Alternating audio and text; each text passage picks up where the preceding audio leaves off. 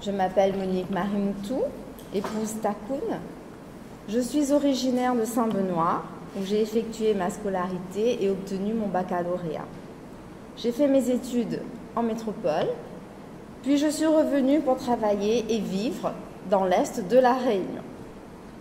Après avoir enseigné pendant de nombreuses années au lycée professionnel Patu de Rosemont à Saint-Benoît, je suis actuellement en poste au lycée de Saint-Benoît 4, lycée de Sainte-Anne.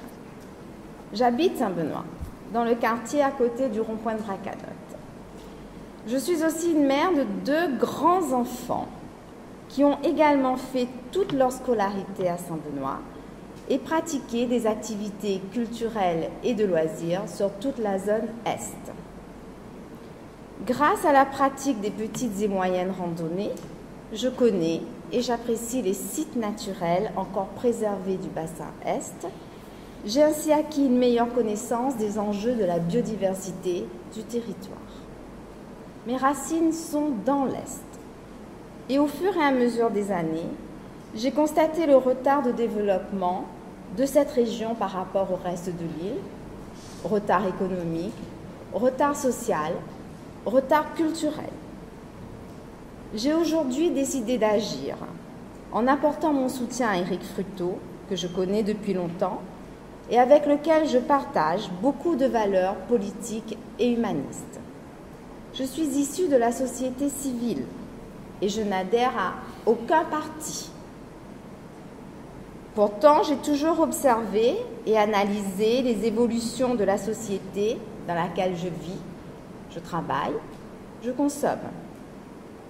Le principal défi pour les années à venir est la création d'emplois dans cette région qui reste défavorisée, voire sinistrée. Cette création d'emplois devra s'appuyer sur un accroissement du niveau de qualification des jeunes et une meilleure insertion dans le marché de l'emploi local.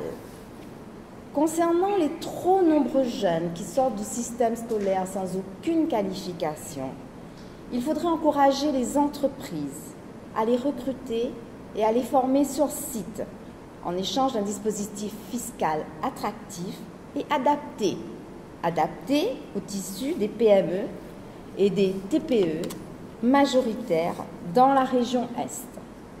Naturellement, cette priorité qu'est la création d'emplois s'articulera autour d'axes importants comme la construction de logements sociaux avec la revalorisation de la ligne budgétaire unique et bien sûr le développement des entreprises.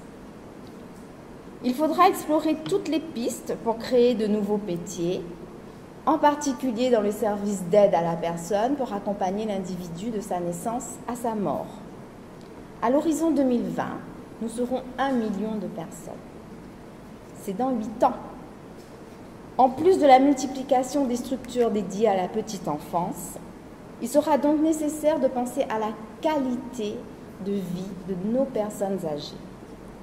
Outre les structures connues, comme les établissements hébergeant les personnes âgées et dépendantes, ou comme les maisons de retraite, il sera nécessaire de réfléchir et de proposer plusieurs modèles de résidences seniors, des résidences multigénérationnelles, pourquoi pas, et également penser un accueil de jour performant, pas nécessairement médicalisé, dans des espaces structurés et agréables pour les grands. Car il faut aussi penser à soulager les aidants familiaux qui assurent l'encadrement de ces personnes âgées à domicile. J'ai aussi rejoint la candidature d'Éric Fructeau pour son investissement dans la maîtrise des énergies, en particulier dans les énergies renouvelables, l'énergie hydraulique, le photovoltaïque, les éoliennes, la géothermie, la marée motrice, le différentiel d'énergie de température entre la surface et la profondeur des océans, et toutes les pistes issues des recherches scientifiques applicables à l'île de la Réunion.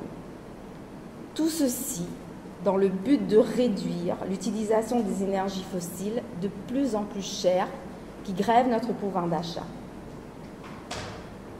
Il est toujours intéressant d'augmenter notre indépendance énergétique tout en respectant notre environnement qui est majestueux. 2/3 du parc national se trouve dans la région Est. Enfin, le modèle de défiscalisation doit être revu afin de profiter au plus grand nombre de Réunionnais et ne pas être capté par les grands groupes extérieurs qui ont seuls pu profiter des avantages proposés. Je souhaite également apporter ma contribution au nouveau modèle de développement durable et solidaire qu'il faudra mettre en place sur l'ensemble de la région Est. L'agriculture doit y trouver toute sa place en combinant la maîtrise de chaque filière avec la meilleure utilisation possible des surfaces agricoles. L'agriculture le mérite, car elle est le socle de l'identité réunionnaise. Que de défis à relever, que de propositions à défendre à l'Assemblée nationale, que de responsabilités à assumer dans le cadre de la République française pour adapter des lois si nécessaire, et autant de fois qu'il le faudra, afin de lutter contre les formes d'exclusion à l'encontre de Réunionnais. Je terminerai en précisant que le dynamisme d'Éric, son intégrité, sa grande capacité de travail et sa volonté d'offrir de réelles perspectives de développement dans le respect de l'humain, à travers un projet fédérateur et innovant, m'ont convaincu de relever ce défi à ses côtés et de l'aider dans son combat pour les législatives. Je remercie Éric Fruteau et toute son équipe de me témoigner ainsi leur confiance.